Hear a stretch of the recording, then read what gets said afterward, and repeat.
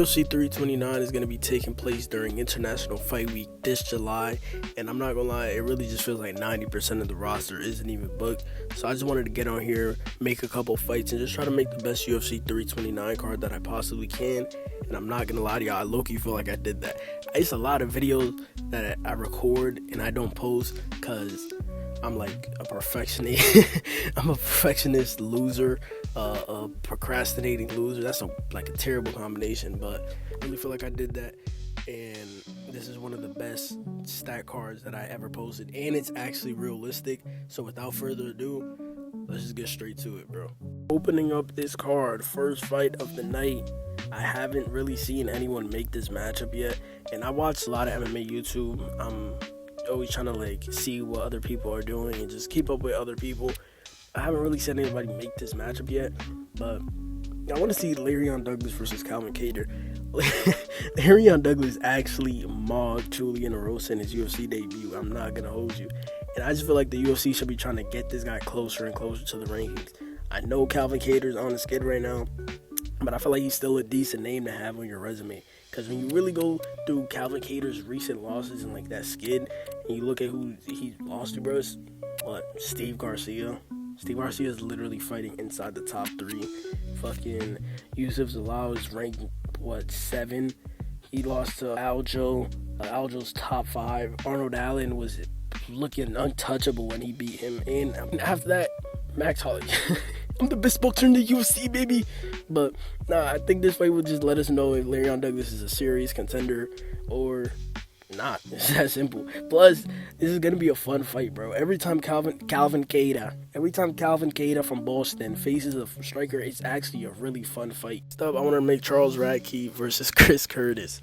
I know Chris Curtis just got dominated in his last fight, and this would kind of be like Charles Radke fighting down, but fuck it, bro. It's a fun fight. Chris Curtis is known to be somebody that whines a lot, and Charles Radke's low-key kind of funny, and he just doesn't give a shit.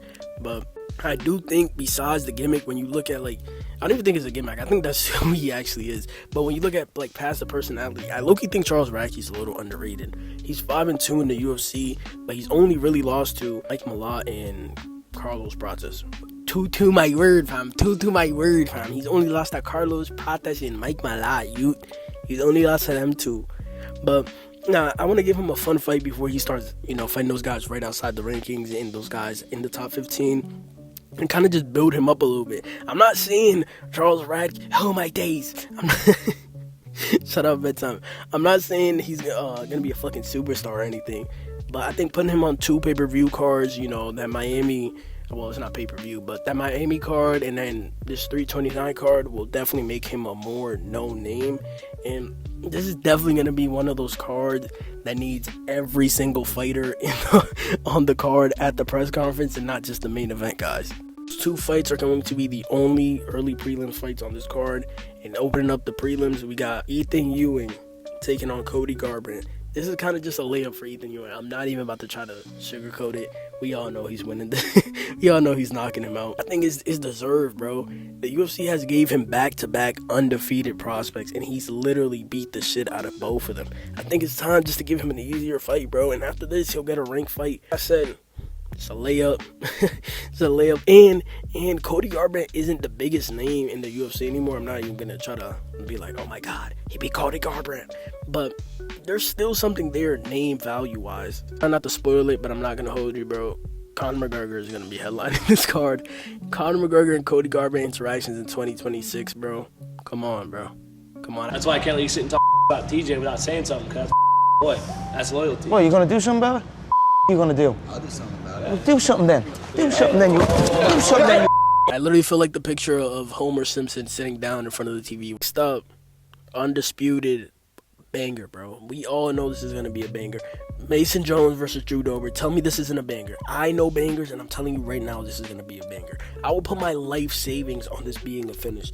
Mason Jones, I'm not going to hold you, bro. He's better than Chris Duncan. I don't even know why that was a debate in the MMA community. Stop playing my dog, bro.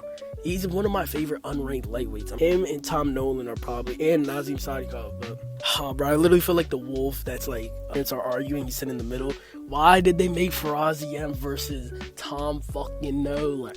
Why did they do that, bro? I thought Fazeev and Faraziem was a lock, bro. Back to Mason Jones, you feel what I'm saying? He just went, bro, he went to war with Axel Sola. I think that was in that UFC London card. And he's just a fun fighter, bro. He has a background in judo, but come on, bro. He's not using that shit at all. And Drew Dober is the same way, bro. In 26 fights in the UFC, Drew Dober has been to decision 5 times out of 26 fights. He's literally just like me in the sense that we're either going to finish someone or we're getting finished. Next up, I want to see Bryce Mitchell versus Alexander Topuria, bro. I feel like this is a layup for the matchmakers. Like, this fight just makes too much sense. Literally picture perfect, bro. Alexander Topuria needs a real step up in competition. The talent is there. I see it. I'm an Alexander Topuria believer.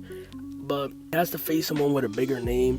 People are saying he only looks good because he's facing people that aren't good. Which, come on, bro, what are we talking about? This motherfucker literally beat Begzat Almakhan, who's, bro, Begzat Almakhan is not 1-2 bad. He's not 1-2. You know the thing of K. Cunningham was like, we're not 2-26 bad. We are not 1-2 bad, bro. If you actually watch the UFC, I'm telling you, you know Begzat Almakhan is not 1-2 bad. This motherfucker's literally been to, like, straight wars, bro. He's just like Ethan Ewing in the sense that they just give him the toughest fights in the division possible. But besides that, he beat Kobe Thickness, who Aussie casuals, oh my goodness, bro. They were calling him one of their best prospects. Still to this day, they say he's one of the best Australian prospects. And the real, one of my real favorite Australian prospects. He was booked to fight Cody Haddon. Bro, I'm not gonna lie. Cody Haddon was booked to fight, I forgot about that. I forgot about that dude. He was supposed to fight, what's the kid's name? What is the kid's name? Malcolm Wallmaker. He was supposed to fight Malcolm Wallmaker, and he pulled out. That's why we got Ethan. I forgot about that. But yeah, Alexander Topuria was supposed to fight Cody Haddon too. Cody Haddon is a really good prospect. I feel like Bryce Mitchell is the perfect test for Alexander Topuria. He's a really good grappler. He has ranked experience, and he's a big name in the sport. Even if he's not ranked, Bryce Mitchell is a really big name. And we all know what Bryce Mitchell wants to do. He wants to fucking wrestle, brother. He wants to wrestle. It's fucking Arkansas. This is for Arkansas. But Topuria is way cleaner on the feet, and he's not clueless on the ground. I'm not gonna hold you. Alexander Topuria has shown better offensive grappling in the UFC than Ilia Topuria. So it's really simple. Can Bryce Mitchell control him, or is he gonna get pieced up on the feet? I think he's gonna get pieced up on the feet. He's even probably gonna get submitted, bro. But I just feel like this is a real test. A fun matchup, and it's great entertainment wise. During the build up, bro, Bryce Mitchell and Conor McGregor interactions, them at the same press conference, you can't tell me that wouldn't be scenes. Next up, you're probably going to be wondering why this fight is here, this high, but you just know the UFC is going to glaze Gable Stevenson and put him higher than the fights that actually belong to be this high, like literally any other fight that I name. But as you may have realized, being a terrible person is the best base for getting glazed by the UFC elites. So, in his UFC debut, I would like to give him Louis Southern, the Vanilla Gorilla, brother. I don't even want to talk about this guy for too long. It just brings the vibe down, bro. I'm just fucking speedrunning shit. They're giving him a layup, and after this, they're probably gonna give him a top 10 guy just to try to, push him versus Hokit stuff. They're gonna try, bro. You know they're going to. Next up, let's go from talking about the most negative fighter in the sport to the most positive, my fucking GOAT, Aaron Pico, bro. You thought I was gonna make this video and not put Aaron Pico in here, bro? Are you mad? Are you mad, fam? I got Aaron Pico taking on Nathaniel Wood. Crafty move, man. Crafty move. Nathaniel Wood, he deserves to be fighting the rankings, bro. Deserves to be fighting in the rankings, bro. He's reaching for those grades. He's reaching for those rankings, bro. He's on a 4-fight win streak. He's like what, 11-3, 11-2, I think, in the UFC. I know I'm supposed to be unbiased making these matchups, but I'm not gonna hold you. The most important factor when I made this fight was the fact that Nathaniel Wood is the fucking decisionator of doom, bro. This kid has not had a fight ended since early 2020, bro. Since the first fucking Trump administration, kid. I don't care. You can say whatever you want. But I do not want to see my goat get chinned by like fucking Kevin Vallejos or some shit. And he's coming off that fight against people where he just, bro, oh my goodness, bro. He looked beautiful, bro. He just need to build up his confidence. That's just a confidence building fight. And this is a confidence building fight, bro. I'm not saying that Daniel Woods has a 0% chance to win. But I am saying that he has like a 1% chance to win. I'm not gonna lie. Because how does he win that fight, bro? How does he win that fight? Aaron Pico has better wrestling than him. He has better boxing than him. He has the best boxing at 145, bro. I'm not gonna hold you. He low-key has the best boxing in the UFC. I'm gonna let y'all get y'all shit off, and I'm gonna let y'all say Ilya Taporia. But watch, give my boy a couple more fights in the UFC. We are proving it, bro. Aaron Pico, second round TKO. And this isn't even a prediction video. I'm on that with whoever. So, opening up the main card. This might be a little controversial. Payne Talbot versus Chito Vera, bro. I'm not gonna lie. Trust me, bro. Trust me. I want to see Payne Talbot versus Corey Sandhagen too. I really do. I really do. I really do.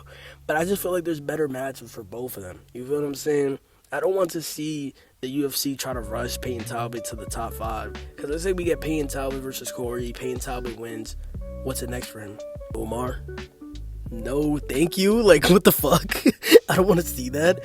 Keep this motherfucker away from Umar Nurmagomedov. What are we talking about, bro? He's gonna come out here. He's just gonna, start TikTok edit farming on Cheeto. Cheeto's just gonna be just not even aura farming at range no more, bro. Like, we can't even say he's aura farming at range. He's literally just like downloading data at this point. I can't even say that because he doesn't even come back and win the fights like how he used to. Now he's just fucking punching bag maxing, bro. He's sandbag maxing. We're just gonna give him this alley-oop.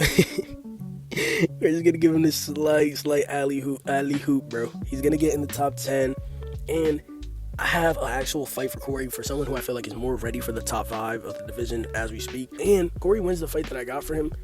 We're either gonna get him versus Sean O'Malley, or if he loses, I'm just gonna say, bro, I got him versus Mario Batista. I can't hold this shit in no more, bro. I'm probably gonna put it on the UFC 330 card. Is him versus Mario Batista. I feel like Mario Batista is more ready for the top 5 right now. But if he loses to Mario Batista, him versus Payne Talbot. If he beats Mario Batista, him versus Sean O'Malley. It's easy, bro. It's easy, bro. Moving on to the next fight in the main card, we're going to be making Money Moicano. Thought you was getting Patty Pimlet, bro. Best we can do is Manuel Torres, buddy. Kid thought he was about to fight in the top 5. Like, what are we talking about, bro? This guy was just on a 3-fight losing streak. He wins 1 fight against Chris Duncan, who's not even ranked. And oh my days. He just needs to be fighting in the top 5. No, I don't think number 9 fighting number 12 in the rankings is that crazy, bro. He's coming off of 1 win. What are we doing, bro? And I think Manuel Torres could low-key chin this guy, bro. He could low-key chin him. Then he could get the loser of the featured fight that I made on this card. Bro. The UFC loves the Mexican guy. UFC elites love Mexican niggas, bro. That Dana White nigga love Mexican. The UFC could get their new Mexican contender that they've been so desperately looking for now that the Diego Lopez title shot method is patched. Charles Radke, Bryce Mitchell, Chris Curtis, and Conor McGregor all on the same press conference. You can't tell me that wouldn't be the funniest shit ever. Like, I didn't even go into it thinking like, oh yeah, let me just make the funniest shit ever. I did try to make it a little bit entertaining. But now that I think about it, this would deadass be the funniest press conference ever. Moving on to a fight that I think is pretty obvious. Rob Whittaker is going to be moving up to light heavyweight. He's going to be taking on Jamal Hill. This is literally, like we all know, it's only a matter of time before this gets announced. Jamal Hill hasn't fought since June 2025. Like I said, Rob Whittaker is moving up to 205. Hill is a former champion. I don't think they're just going to be putting Rob Whittaker up against anybody. Like, we're not seeing Rob Whittaker versus Dustin Jacoby or some shit, bro. And I think Rob Whittaker can low-key beat Jamal Hill. I'm not going to lie. I am scared for this one a little bit. I will not lie. Rob Whittaker has always been deemed a small 185er. And Jamal Hill is 6'4". He walks around with a beer belly, and he's like fucking 235, 240. But I do think Rob Whittaker can win this fight, and he could be inserted into that title picture, which sounds crazy to say, but that's how bad 205 is. I'm not gonna lie, bro. 205 is so bad. Or or Jamal Hill beats him, and we can have this moment where, you know, he just kind of reminds people of why he was once champion. Moving on to our feature fight of the night, we have Paddy Pimblett versus Dan Hooker. This is going to be a very, very fun fight in the octagon, and especially during the build-up. But the fight really does make sense. This is not just like some gimmick, oh my god, it's gonna be so funny. Like, this is not just one of those fights, bro. This fight actually makes sense. They'll probably make Paddy versus Amra, or let him fight up again and fight BSD. Bro, I'm not gonna lie, I said I wasn't gonna hate watch BSD no more, bro. Oh my god, BSD is so not good to me, bro. His striking is low-key so ass. And when he was facing Dan Hooker, bro, can y'all please go back and watch that fight and look at how he would shoot on Dan Hooker? Anybody that's like, I don't want to say skilled, but it's like, come on, bro. Dan Hooker, how did you not see that shit coming? He would literally put his head down like 2 feet away from him and just launch at his legs. And he wasn't stuffing shit. But probably what the UFC is gonna do, you and I know, they just love doing the opposite of what the fans want to see. But like I said, this fight really does make sense. Paddy just lost to what's the kid's name? Justin Gaethje. Justin Gaethje lost to Justin Gaethje. Dan Hooker just lost to what? BSD and Armin. It's a 2-fight losing streak. And Paddy is ranked number 6. Dan Hooker just fell to 8th. And they got crazy beef, bro. And in all honesty, I have no idea how this... I don't know who wins this fight, bro. Paddy's striking is garbage. Yo, all the UK niggas striking is garbage. I'm not going to hold you. I like Tom Aspinall, but if Tom Aspinall is doing that shit where he's trying to do that stiff-ass head movement and he lifts his chin on a golden platter, whoever he faces, Alex Pereira, Cyril Gahan, Waldo Cortez Acosta, they're finding his chin, they're putting him out. UK niggas got no striking, bro. I'm not gonna hold you. But I could see Dan Hooker getting subbed, but I could see Paddy getting pieced up on the feet. And that's what makes it even more interesting. We don't know what's gonna happen. I want to see this, and I want to see how it plays out. I'm not going to hold you. Next up for our co-main event, we got Gene Silva taking on Lerone Murphy. Leon Murphy, bro. Gene Silva, you're not getting a title shot, kid. Face Lerone, and if you beat him, you could get a title shot. But you're not getting a title shot off of beating Arnold Allen just because you talk shit and bark. Lerone Murphy, he just lost a really close fight. It was not a robbery. He just lost a really close fight to Mozart. The UFC wants Gene Silva in the title picture, and this would actually be a really good fight. I think if I had to make an early prediction, I think I would go with Gene Silva. I don't know how I feel about Lerone Murphy. And please do not mention his fluke against Aaron Pico, bro. He had an out-of-body experience. He's never done anything like that. Please, I've never done anything like this before. He'll never do anything like that again. It's over, bro. That was a fluke. He caught lightning in a bottle, bro. Let's just not forget, this guy, all he is a mini Leon Edwards, bro. That's all he is. Just a 70, 65 overall at everything, bro. He's not elite at anything. For the main event, I know I said Conor McGregor is going to be headlining his card, but I switched his opponent almost like 50 times, bro. First it was Max, then it was Charles, then it was Leon. I ain't gonna lie, I thought about Jorge Masvidal, bro, and like being a co-main or some shit. I thought Gaethje even, bro. Gaethje, like, but I think Gaethje, that retirement is just too perfect. If I'm Justin Gaethje, would you retire at the White House? I know he's probably gonna retire, like, but I want to ask y'all, if y'all were Justin Gaethje and the UFC says if you lose to Ilia Topuria, you can face Conor McGregor, do you retire at the White House, or you just say fuck it, let me get that one last paycheck? I'm taking that paycheck. I'm not gonna hold you. I don't give a fuck about retiring at the White House. I'm gonna just stick with, we found out Saturday night, brother. We found out Saturday night. Max Holloway at 155. Emphasis on 155. I'm not, bro. You're not getting my money, bro. I would deadass cancel my Paramount subscription if this shit is at 170. I'm not boycotting. I don't give a shit. Fuck y'all. But Conor and Max have fought before. But Max was a fucking tadpole, bro. DC said in a recent clip that Max told him he's been training for that fight. And I think it really just makes the most sense. They both fought. Well, obviously they both fought. They fought each other. Conor McGregor's on a 2-fight losing streak to somebody that, what's the kid's name? Max Holloway just beat. And he's coming off a 5-year layoff, but he's still a really big name. So you can't just, give him fucking Euros Medics or some shit. And Max is coming off a loss where he just got dominated, but he's still a really big name. And in all honesty, I don't think there's anything left for Max after this fight. Unless the UFC wants to make him versus Rufy, then, you know what I mean? I'm all for it. But if he fights Conor and wins a huge payday, a big fight, that's the perfect way to go out if he wins.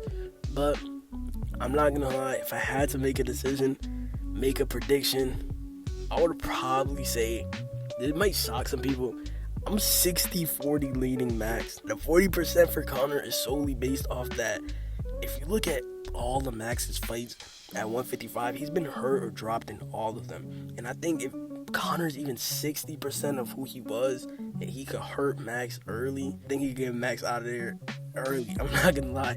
Nah, man, let me know what y'all think. You feel me? Let me know what fights y'all want to see. UFC Winnipeg, well, it's probably over. I was going to say drop y'all predictions in the comments, but this shit is definitely going to be over by the time I upload this shit. Boy, it might be fucking time for Aljo versus Yusuf Salam by the time I get this video up. But, nah, bro, just let me know what y'all think. Like the video if you liked it. Dislike it if you didn't like it. But one thing that you got to do is subscribe. I'm not going to lie, bro. Please subscribe, bro. Please, bro. Please. Please, bro. Please. Please, bro. Bro, if you subscribe, bro, subscribe and then comment down your Cash App. I'm doing a giveaway, bro. I'm doing a giveaway. And you know it's real because it's going to be sponsored by Jaden Cable. But, nah, I'm going to see y'all guys in the next video. You know what I'm saying? Stay safe. Love y'all.